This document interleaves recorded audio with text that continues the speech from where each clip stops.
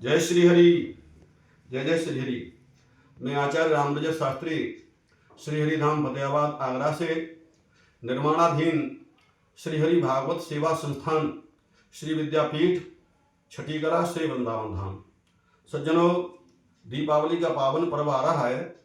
आज मैं धन त्रयोदशी के विषय में आपको जानकारी दूंगा। दीपावली का जो पर्व है वो 5 दिन का पर्व है। धन त्रयोदशी से लेकर के और भाई दूज तक ये पवित्र कार्यक्रम, ये पर्व चलता है।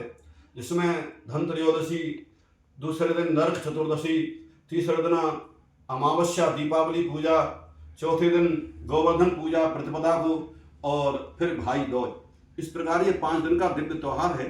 आज मैं आपको जानकारी दूंगा कि धन त्रयोदशी को हमें क्या करना चाहिए जिससे भगवान की कृपा प्राप्त हो। देखो, शास्त्रोक्त विधि से कोई भी पूजा करेंगे तो उसका ही हमें फल प्राप्त होता है। शास्त्र की विधि के बिना कोई फल प्राप्त नहीं होता। आजकल लोग थाली, कटोरा, गिलास और लोटा खरीदने को धन त्रयोदशी का पर्व मानते हैं। ऐसा कुछ नहीं है सज्जनों। धनवंतरी का पूजन क्यों होता है? आज के दिन धनवंतरी भगवान प्रकट हुए थे।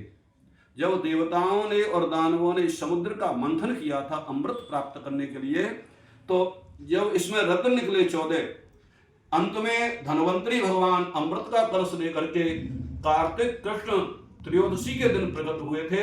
इसीलिए आज के दिन धन त्रयोदशी का ये पवित्र पर्व मनाया जाता है। ये धनवंतरी भगवान के लिए अर्पित पर्व है। तो धनवंतरी भगवान का आज के दिन धन त्रयोदशी का पूजन कैसे करें? आप दिन में श्रद्धानुसार, समय के अनुसार स्नान आदि करें। सायंकाल चाहें तो धनवंतरी भगवान का कोई चित्रपट हो अथवा किसी पटा पे दिव्य मूर्ति रख करके भगवान का पंचोपचार से पूजन करें। पादयो पाद्यम हस्तयोर अर्घ्यम मुखे आचमनीयम सर्वांग स्नानियम। भगवान को वस्त्र पहनाएं, चंदन लगावें, पुष्पमाला पहनाएं, धूप दीप से आरती करें और भोग लगावें। ये धनवंतरी भगवान का पूजन है। और मंत्र ओम धनवंतरये नमः, इस मंत्र से भगवान का पूजन करें। तो सच्ची श्रद्धा से आप धनवंतरी भगवान का पूजन करेंगे तो जैसा कि आपको पता होगा कि धनवंतरी भगवान जितनी भी दुनिया में औषधियां हैं, चाहे वे आयुर्वेदिक हों और चाहे वो एलोपैथिक औषधि हों, सभी औषधि धनवंतरी भगवान की देन है। धनवंतरी भगवान की कृपा से ही मनुष्य आरोग्यता को प्राप्त हो सकता है। आजकल कई लोग कहते हैं कि महाराज जी हम दवाई लेते हैं तो दवाई लगती नहीं है। यदि हम सच्ची श्रद्धा से, देखो दवाई तो लेनी पड़ेगी, कर्म प्रधान है। कर्म प्रधान विश्व करे राखा, जो जस करे सो तस फल चाखा। मैं ये नहीं कहता कि धनवंतरी भगवान स्वयं आपको ठीक करेंगे, लेकिन ये निश्चित है और मैं दावे के साथ कह सकता हूँ कि यदि आप दवाई लेने जाएं तो धनवंतरी भगवान का ध्यान करके जाएं। हे और धनवंतरये नमः, और धनवंतरी भगवान के दिए हुए 3 मंत्र, जैसा कि मैं बताता भी रहता हूँ कथा के माध्यम से भी। अच्युताय नमः, अनंताय नमः, गोविंदाय नमः। अच्युतानंत गोविंद, केवल 3 मंत्र हैं। अच्युताय नमः, अनंताय नमः, गोविंदाय नमः।